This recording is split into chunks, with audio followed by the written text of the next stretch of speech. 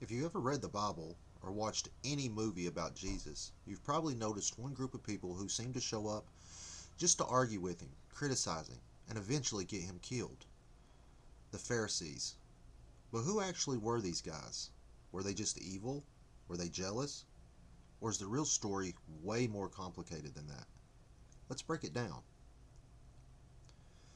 First, the Pharisees weren't random troublemakers. They were the most respected religious leaders in all of Israel. Think of them like professors, judges, and pastors of their world, all rolled into one. They had spent their entire lives studying the Torah, the Jewish law, and they took it incredibly seriously.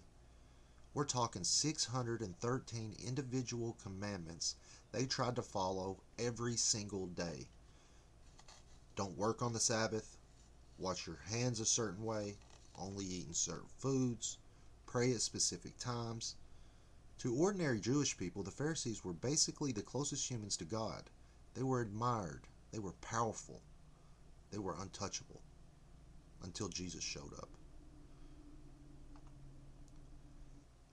Jesus wasn't playing by their rules. He healed people on the Sabbath, which was technically forbidden. He ate dinner with tax collectors and sinners, people the Pharisees considered spiritually unclean. He touched lepers. He forgave sin, something only God was supposed to do. And the crowds loved him for it. Thousands of ordinary people were following this carpenter from Galilee, a nobody from a town so insignificant that one of his own disciples once asked, "Can anything good come from Nazareth?" And that right there was the real problem. It wasn't just that Jesus broke the rules. It was that he broke their rules publicly, explained why their rules were missing the point, and then the people agreed with him.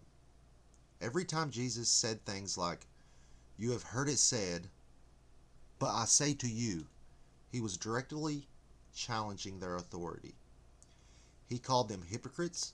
He said they were like whitewashed tombs, clean and beautiful on the outside, but full of dead bones on the inside. Imagine being the most respected religious leader in your city and a wandering preacher shows up and says that in front of your own people. That's not just offensive. That's a direct attack on everything they'd built their entire lives around. Here's what most people don't know. Not all Pharisees hated Jesus. A Pharisee named Nicodemus secretly came to Jesus at night to ask him questions. He later defended Jesus publicly and helped prepare his body for burial after the crucifixion. Joseph of Arimathea, who gave Jesus his tomb, was also likely connected to this group. And the Apostle Paul, who wrote most of the New Testament, was himself a Pharisee before this conversion.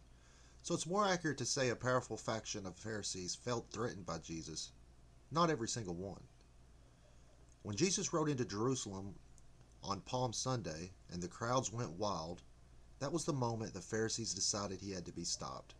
He wasn't just a preacher anymore, he was a movement. And movements in a city under Roman occupation were dangerous for everyone. So they made a deal with Rome, and the rest is history. The irony? The very religious leaders who dedicated their lives to protecting the faith of Israel ended up handing over the man that billions of people today believe was God himself. Whether you believe that or not, you have to admit that's one of the most fascinating stories ever told.